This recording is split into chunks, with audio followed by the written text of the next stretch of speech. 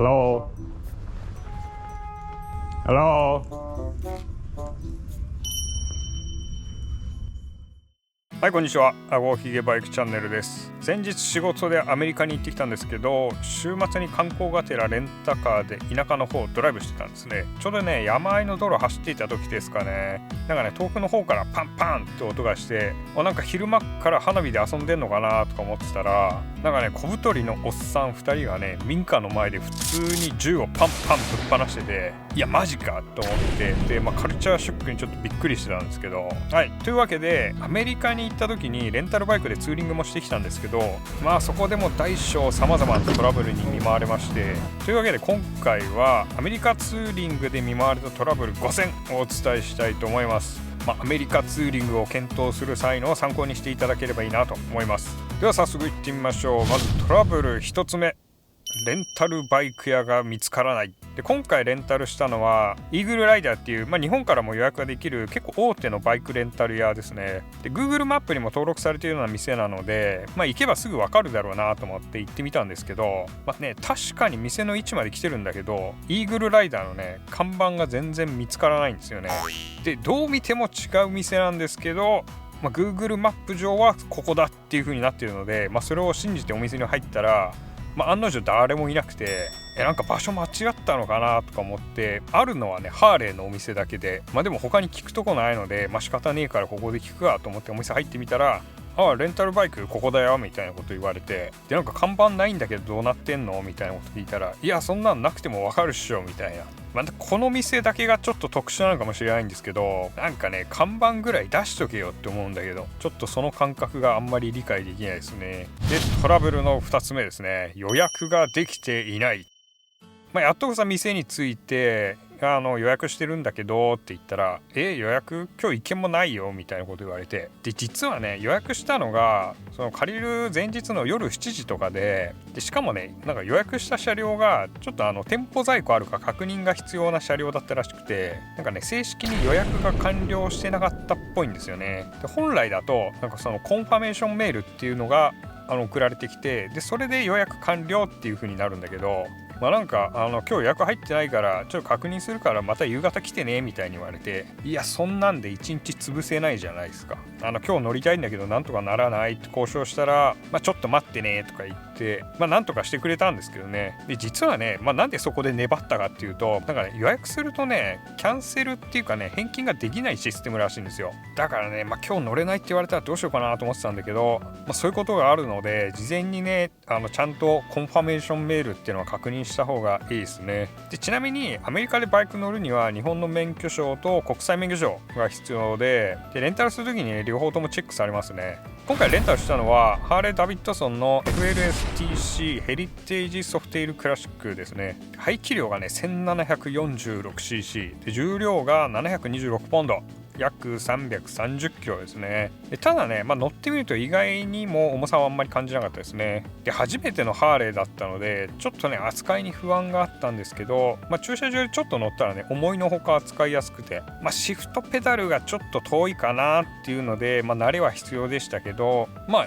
意外にもねこう大味な感じはなくて、すごい乗りやすいなと思いました。で、ちなみにヘルメットはレンタルできるんですけど、基本的にハーフヘルメットで、あとね、それ以外のグローブとかジャケットは日本から持っていく必要がありますね。あと必須なのはナビですね。これないとね、ちょっとアメリカは運転厳しいかなと思います。特にね、高速とか結構入り組んでて分かりにくいことがあるので、スマホ使ってる人はスマホホルダーとか、あとスマホ入れられるタンクバッグみたいのも用意した方がいいですね。で、無事にバイクを借りられて運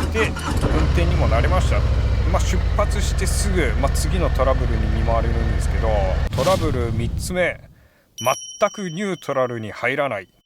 これね、ハーレーあるあるなのかもしれないですけど、もうね全くニュートラル入らなかったですね。教習所のね CB400 よりも入らないですよ。で、最初の方はね、なんとかニュートラルに入れようと思って信号止まるたびに頑張ってたんですけど、もうね30分ぐらいして諦めましたね。ただ助かったのはクラッチがねバカみたいに重くないのと、あと基本的に郊外走ってたので、信号少なくて助かったんですけどね、夕方ぐらい終盤になってくるとね、もう左手プルプルになってきて、であとね途中で一回ね渋滞に巻き込まれたことがあったんですけど、もうこの時はねさすがにもう我慢できなくて途中で U ターンしましたね。ついでに言うとアメリカは右車線で日本と逆の車線を走ります。車通りが多いとね車線間違えることはないんですけど、郊外のその交通量少ないところで、U ターンとかするとね結構な確率でね車線間違えるんですよね。あとアメリカはね結構指示器出さないでこう曲がってくる人多いですね。右折左折もそうだし車線変更もね指示器出さない人結構多いんで、運転しててねちょっとヒヤヒヤする場面ありますね。あとはねなんかね絶対保険入ってないようなねなんかボロい車走ってたりするので、そういう車の近く走るときはちょっと気をつけた方が良さそうですね。でね怖いといえばトラブル4つ目、治安が不安で、動画の冒頭で銃パンパンしてる話しましたけど、なかなか日本だとお目にかかれない人がいたりして、このツーリングした日はお昼にアメリカンマックで食事したんですよ。で店内にはね、5、6人ぐらいまばらに座ってて、で私もそのイートインで食事したんですけど、でね私からボックス席2つ開けたところぐらいに初老の男性、おじいちゃんが、電話しながらハンバーガー食べてたんですけど、で何気なくその人見てたら、そのじいさんがね電話終わったと思ったらいきなり激高してトレイをねバーンって壁にぶん投げて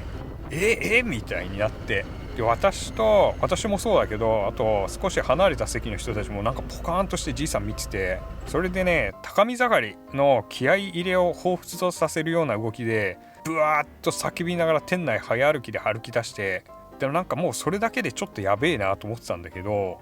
なんかねやたらがたいのいいじいさんで、しかも一瞬目が合ってしまって、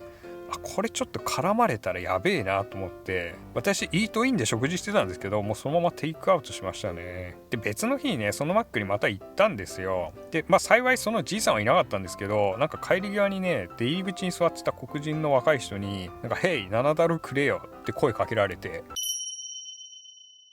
なんでね日本に比べるとね治安は確かに良くはないですね。であれやこれやといろいろありましたけど、無事にツーリングを終えて、じゃあ返却しましょうっていう時にガソリンスタンド行くじゃないですか。でそこでねまたトラブルがあって、でトラブルの5つ目、給油がカオス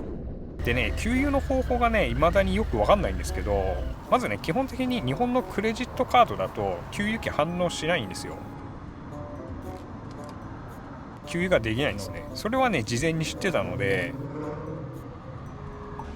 なのでそのスタンドのお店に行って、給油機の番号を伝えると給油ができるっていう方式なんですよね。でレジのおばちゃんに、何番で給油っていう風に伝えたら OK みたいになったので、またね戻って給油したんですけど、なんかね出ねえんですよ。でもう一回レジ行ったら今度奥のおっちゃんがなんかプリペイド式だから先払ってけみたいになって、でいくら給油すんのって言われたんですけど、なんかもう全然見当つかなくて、でとりあえず30ドル、3000、4000円分ぐらい、今考えるとかなり高めの金額いったなって思うんだけど、 If my gas is less than $30. で使い切らない分は、クレジット返金されるみたいなんで、給油終わったらもうそのまま帰っていいみたいなんですけど、なんか本当に返金されるのか不安なんでレシート欲しいじゃないですか。でそしたらねなんかレシート出てこねえんですよね。なんか画面には確かにレシートの文字みたいの出てくるんだけど、押しても全く反応しなくて、なのでまた結局またレジに行くっていう。Excellent. Yeah, no, it's okay, but I cannot receive receipt. Yeah, so I just want receipt. You want a receipt? Yep. Alright, see the hit That's that? change. Yeah, No, he ain't done. You get your gas? yeah, he got it. I got that. You only got $5.26, right? Yeah, yeah. Alright, so hit that. Yes. Alright, there we go.